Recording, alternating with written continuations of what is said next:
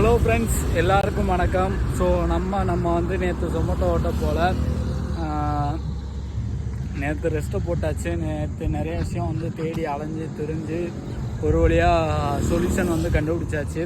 என்ன ஆச்சுன்னா, அதுக்கான வீடியோ நான் இன்றைக்கி போஸ்ட் பண்ணுறேன். ஸோ அந்த வீடியோ எல்லாருமே போய் பாருங்கள், அப்போ தான் அவங்களுக்கு வந்து புரியும். ஸோ ஹீரோவோட எக்ஸ்ட்ரீம் 125R தான் நம்ம வந்து வச்சுருக்கோம். நம்ம வண்டி எடுத்து கிட்டத்தட்ட ஒரு வருஷம் 2-3 மாதம் இருக்கும். இந்த ப்ராப்ளம் கண்டிப்பாக எல்லாருமே ஃபேஸ் பண்ணியிருப்பீங்க. பார்த்தீங்கன்னா தெரியும், சஸ்பென்ஸ் ஓகேங்களா, அந்த இடத்துல வந்து ஆயில் வந்து லீக் ஆகுது.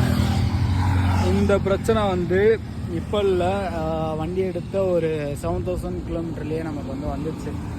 ஸோ அப்போ நம்ம வந்து பார்த்தீங்கன்னா கம்பெனியில் வந்து ஃப்ரீயாகவே சர்வீஸ் பண்ணி கொடுத்தாங்க. ஃப்ரீன்னு சொன்னாங்க, ஆனால் நம்மக்கிட்ட காசு வாங்கினாங்க. எவ்வளோ வாங்கினாங்கன்னா 1800 கிட்ட. இதுவும் ஒரு பெரிய கான்ட்ரவர்சி இருக்குது. நம்ம ஒரு ட்ராப்பில் மாட்டியிருக்கோம், ஏமாந்துருக்கோம், நிறைய விஷயம் இருக்குது. ஸோ இதையும் நான் வந்து சொல்லணும்னா கமெண்டில் யாராவது கேளுங்க, கண்டிப்பாக நான் சொல்கிறேன்.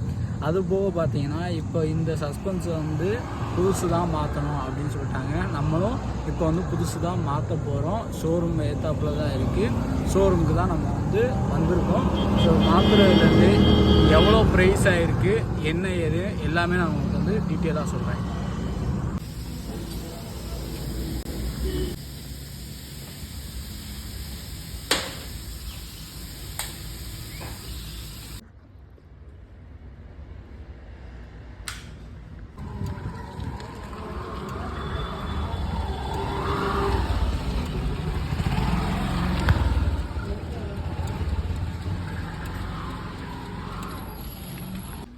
ஸோ கைஸ், நம்மளை வந்து வளைச்சி நம்மளை ஏமாத்துறாங்க.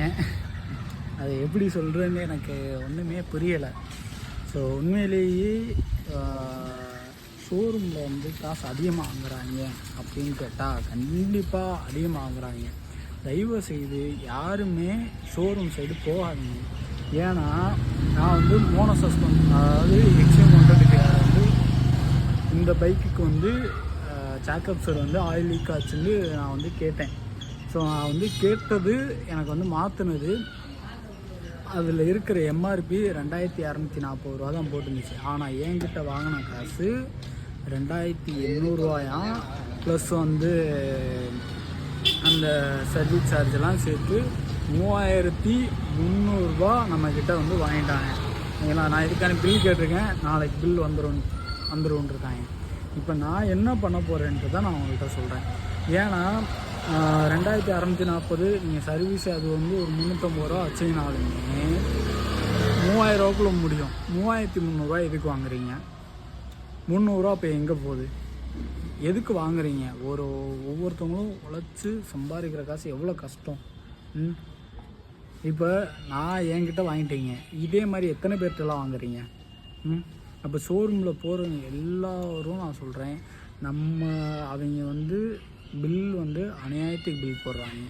நீங்கள் ஹீரோ ஷோரூமில் நான் போனனால, நான் இருந்தனால சொல்கிறேன், நான் யார் அனுபவப்பட்டனால சொல்கிறேன், ஓகேங்களா? ஸோ அதே மாதிரி இந்த பில்லு வர வச்சு அந்த பில்லை வந்து நான் வந்து இது பண்ண போகிறேன். அதாவது என்ன பண்ண போகிறேன்னா, கேஸ் ஃபைல் பண்ணலான் இருக்கேன். ஸோ கேஸு எப்படி ஃபைல் பண்ண போகிறேன் எல்லாமே நான் உங்களுக்கு வந்து சொல்ல போகிறேன். ஸோ தயவுசெய்து ஷோரூம் சைடு யாருமே போகாதீங்க. அவங்க போடுற பில் எல்லாமே காஸ்ட் அதிகம். நீங்கள் அதே உங்களுக்கு தெரிஞ்ச நல்ல மெக்கானிக், நல்ல ஒரு ஸ்பேர் ஸ்பாட் கடை, அந்த கடையில் பார்த்து நீங்கள் அதுக்கேற்ற இதை வாங்கி நீங்கள் நல்ல ஒரு மெக்கானிக்கை கொடுத்து நீங்கள் பண்ணுங்கள்.